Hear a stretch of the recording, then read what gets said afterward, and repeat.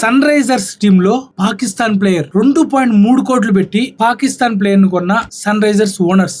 So ఇప్పుడు ఇవి trend అవుతున్నాయి. అసలు ఎందుకు పాకిస్తాన్ ప్లేయర్ ని తీసుకోవాల్సి వచ్చింది, అసలు ఎవరా పాకిస్తాన్ ప్లేయర్, అసలు తీసుకోవడానికి కారణం ఏంటి, అసలు తీసుకోవడం కరెక్టా కాదా? సో ఇది ఖచ్చితంగా మనం డీటెయిల్డ్ గా మాట్లాడుకోవాల్సిన విషయం. ఇది అసలు ఏంటనేది అందరికి తెలియాలి first of all. So video last వరకు చూసే ప్రయత్నం చేయండి. వీడియో మీకు ఎక్కడ నచ్చిన వీడియో లైక్ చేయండి, ఛానల్ ని సబ్స్క్రైబ్ చేసి పెట్టుకోండి. సో మనందరికీ ఐపీఎల్ గురించి తెలుసు, Indian Premier League. So obvious గా క్రికెట్ ఫ్యాన్స్ తో పాటు అందరికి కూడా తెలిసి ఉంటుంది ఐపీఎల్ లీగ్ గురించి. అలాగే south Africa league SA T20, దాంట్లో కూడా మన ఇండియన్ ఓనర్సే ఉన్నారు. ముంబైకి సంబంధించి, రాజస్థాన్ సంబంధించి, SRH సంబంధించి. కాకపోతే అక్కడ పేర్లు మారిపోతాయి. సన్ రైజర్స్ ఈ బ్రాండ్ మాత్రమే ఉంటుంది. Sunrisers Eastern Cape. అలాగే ది 100, ఇది ఇంగ్లాండ్ వాళ్ళ లీగ్, అక్కడ 100 బాల్స్ ఉంటాయి. అక్కడ Sunrisers Leeds. Sunrisers అనేది వీళ్ళ బ్రాండ్ నేమ్. లీడ్స్ అనేది ఇక్కడ మన హైదరాబాద్ ఎలాగో అక్కడ లీడ్స్ అనేది పెట్టుకుంటారు. సో అక్కడ ఆక్షన్ జరుగుతుంది. నిన్న ఈ రోజు కూడా ఉంది ఆక్షన్. అక్కడ ఆక్షన్ లో అబ్రార్ అహ్మద్ ని తీసుకున్నారు. సో తీసుకోవడానికి కారణం ఏంటి, డానియల్ వెటర్ ఏం చెప్పాడనే ముందు 100 వాళ్ళు బోర్డు ఉంటుంది కదా, వాళ్ళు ఏం మెన్షన్ చేశారంటే ప్లేయర్ మెరిట్ ప్రకారంగా తీసుకోండి, కావాలని కొంతమంది ప్లేయర్స్ ని ఇగ్నోర్ చేయొద్దు అని మెన్షన్ చేశారనమాట.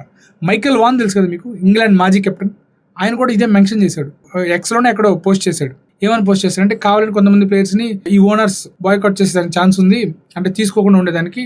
సో ఒకవేళ అలా చేస్తే ఈ ఓనర్స్ ని మేబీ నెక్స్ట్ సీజన్ కి రీప్లేస్ చేయండి అని కూడా చర్చలు జరిగాయి. అక్కడ ముంబై వాళ్ళు, లక్నో వాళ్ళు కూడా ఉన్నారు సన్ రైజర్స్ తో పాటు. వాళ్ళు ఏం చేశారు, ముంబై, లక్నో వాళ్ళు ప్లేయర్స్ ని తీసుకోవాలి, ఆల్టర్నేట్ ప్లేయర్స్ ని తీసుకున్నారు. పాకిస్తాన్ వాళ్ళ జోలికి వెళ్ళలేదు. కానీ సన్ రైజర్స్ లీడ్స్ అక్కడ కావ్య మారన్ ఉండడం, ఆక్షన్ లో తనే ప్యాడల్ లేపడం, ఇవన్నీ విజువల్స్ అన్ని బయటికి రావడం ఇప్పుడు జరిపింది. హేట్ పెరిగిపోయింది సన్ రైజర్స్ ఓనర్స్ పైన. అసలు ఎందుకు తీసుకోవాల్సి వచ్చింది?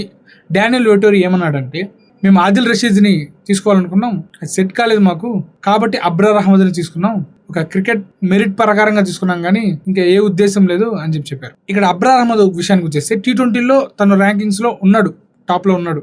టాప్ లో అంటే ఫస్ట్ లో లేడు, 5లోనో 6లో మేబీ ఉన్నాడు, టాప్ 10లో అయితే ఉన్నాడు. అందులో ఏంటంటే అబ్రార్ అహ్మద్ ఇదే ఫస్ట్ సీజన్ 100 ఆడడం, అంటే ఇప్పటి వరకు 100లో ఆడలేదు.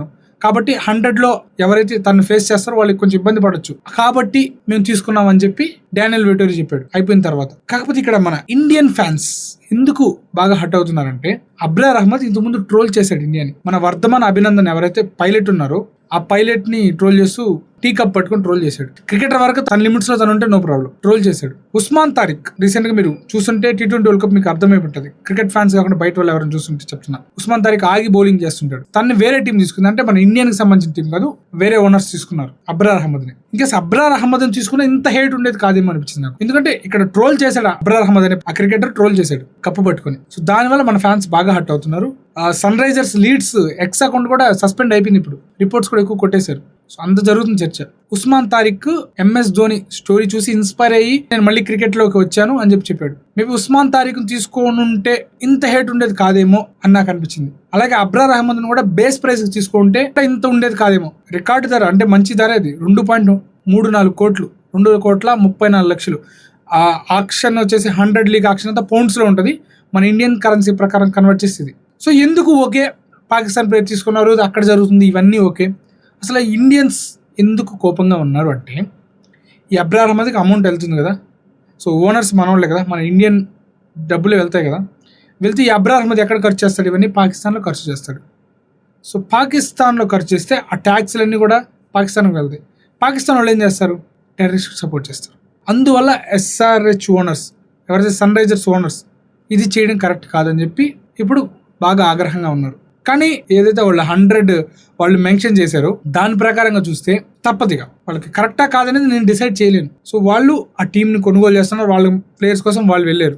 దీన్ని ఇండియన్స్ తప్పు పడుతున్నారు. కానీ ఇంత నెగిటివిటీ వస్తుందని ఎందుకు ఎక్స్పెక్ట్ చేయలేరు అనేదే నా పాయింట్. అక్కడ మళ్ళీ కావ్య మారన్ ఉంది. అక్కడ మేబీ కావ్య మారన్ లేకుండా డానియల్ వెటోరీ ప్యాడల్ రైజ్ చేస్తుంటే ఇంత చర్చ అయి ఉండేది కాదు అన్నది నా ఒపీనియన్. ముస్తఫిజుర్ రెహమాన్ ని KKR తీసుకున్నప్పుడు కూడా చాలా మంది విమర్శించారు KKR ని. ముస్తఫిజుర్ రెహమాన్ ని, బంగ్లాదేశ్ ఆ ప్లేయర్స్ ని IPL ఆడేదానికి ఛాన్స్ లేదన్నప్పుడు తను పక్కన పెట్టేశారు. బట్ ఇది వచ్చేసి ఎక్కడో ఇంగ్లాండ్ కి సంబంధించింది లీగ్, కానీ ఇక్కడ ఓనర్స్ మన వాళ్ళు కావడంతో ఇప్పుడు మన ఇండియన్స్ అయితే కోపంగా ఉన్నారు. ఇక ఈ పాకిస్తాన్ ప్లేయర్స్ విషయానికి వచ్చేస్తే బాబరు, రిజ్వాన్ అసలు రిజిస్టర్ కూడా కాలేదు, అయినా వాళ్ళు అన్సోల్డ్ అయిపోతారని వాళ్ళకి తెలుసు.